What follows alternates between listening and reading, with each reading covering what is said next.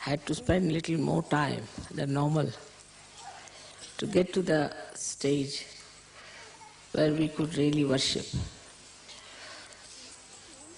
the Guru.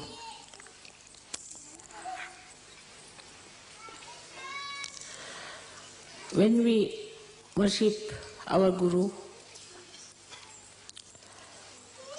we have to know actually we are trying to awaken the Guru principle within ourselves. It's not only that you are here to worship your Guru. You may worship many a times. Maybe the vibrations would flow. Maybe that you might get filled with that and you feel elevated, nourished. But this nourishment has to be retained within ourselves. So always remember, then whenever you are worshipping any principle outside, you are trying to worship your own principle within yourself.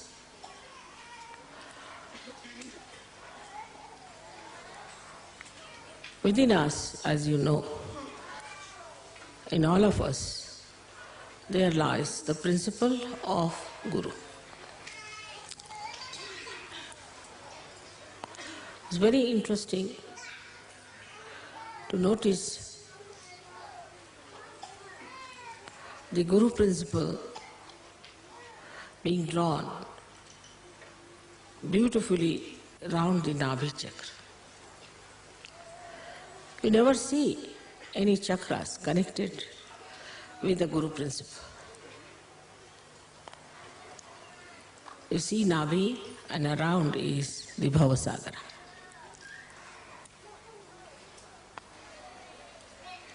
So this Bhavasagara, which is the ocean of illusion, cannot be the Guru.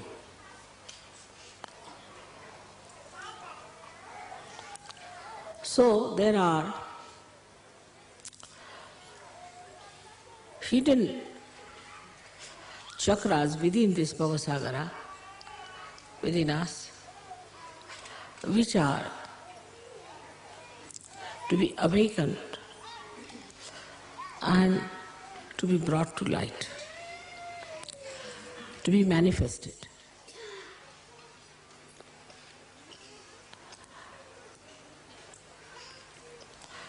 As you can see that the limits of this principle are done by the movement of the Swadhisthana chakra.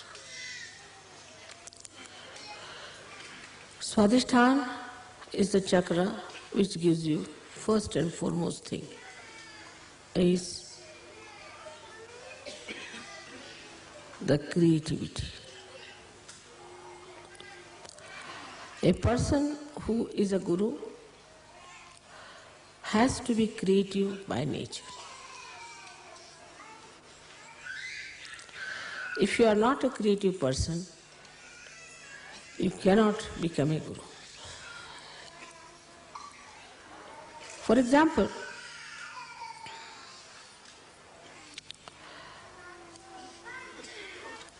you are faced with disciples with whom you have to converse. You have to create a word of divine magic to impress on the disciples or the people who are attracted towards you as Gurus, to show that you have much more divine magic than them. If you are a very mundane type of a person, very ordinary, cannot create a beautiful couplet or a beautiful sentence or a humor or a joke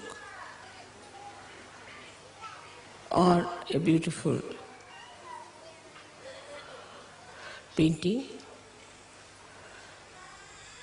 or a beautiful tapestry or a beautiful house.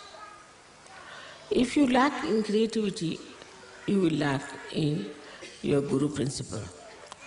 Because a Guru has to create out of ordinary people something extraordinary.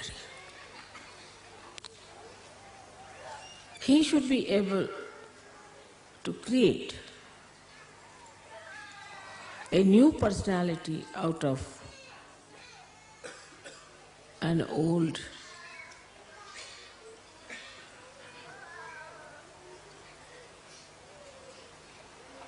personality which is decaying.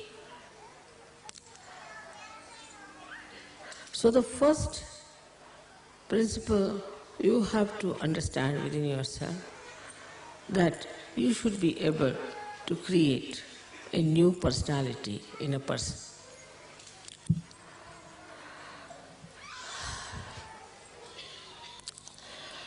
So, how do we do it? Of course, you have got powers to raise the Kundalini, you have got powers to cure people, you have got powers to talk big or talk small. Despite all that,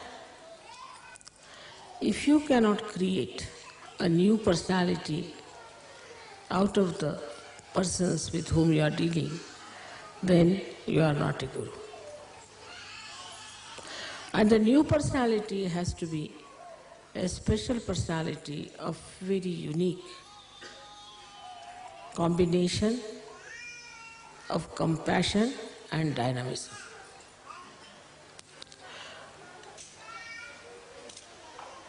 So it is important that in your creativity you have to use the energy of compassion. You can only mold people through compassion and never through anger, never through suppression, never through showing off your powers of Gurudom.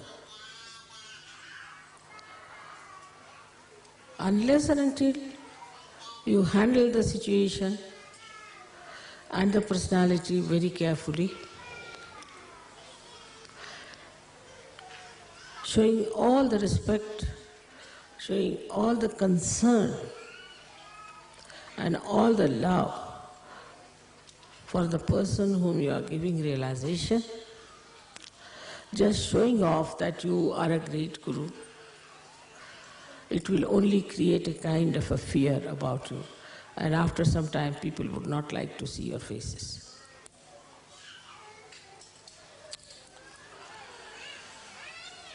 So the most important thing about Guru principle is that you have to create. Many people get realization, all right? They get realization, then they stay in some ashrams maybe. They come to pujas,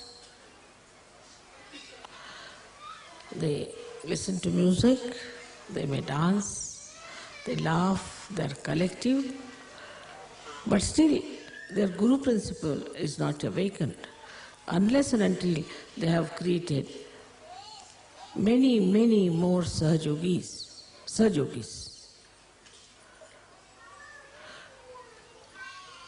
So the vision of a Guru should be how many Sahajogis I am going to create. How am I going to use this creativity to create more Sahajogis? So the basis or the essence of the Swadhisthana Chakra, though is aesthetics, the force and the energy of Swadhisthana Chakra is attention. If you have a wobbly attention, if your attention is 1 minute here, 1 minute there, if you have an attention by which you just can criticize others and cannot see your own faults, if you have an attention by which you show people that you are a frivolous, nonsensical person, then your Guru principle is wasted. It is the effort of Sahaja Yoga that is wasted, and your Guru's job is also wasted.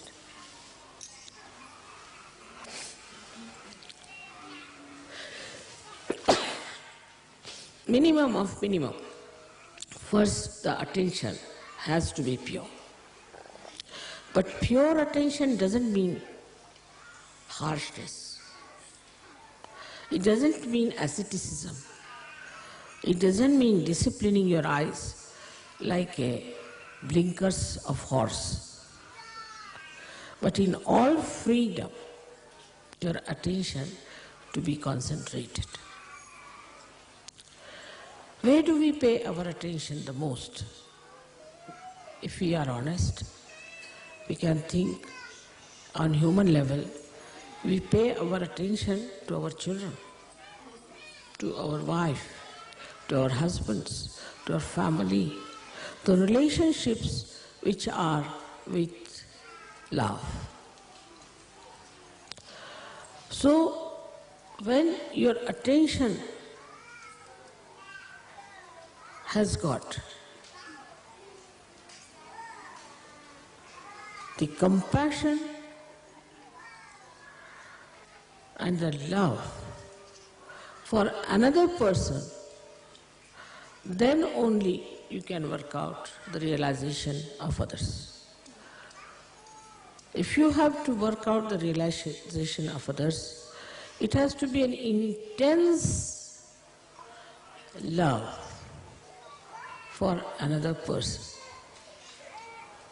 If you don't have that intensity, you are just moving your hands, raising the Kundalini because your mother has given you powers and it's finished off. That intensity of love can only give you success with your pure attention, and I think the pure attention can only love. Impure attention cannot love, because all impure attention is self-oriented, I-oriented. They are not self in the sense, spiritual-oriented. But the idea that spirituality is love, it seems to be a new idea for many people. They think spirituality means a person who is just absolutely dry like a beanstalk, and nobody can go near that person, nobody can communicate with such a person because that person is too pure. If the soap cannot cleanse your body, what's the use of having the soap? If the soap is afraid to come near you, then it's better not to be called as soap. So, we come to the point that the creativity, if it is our aim, lakshya, for that the attention we should purify.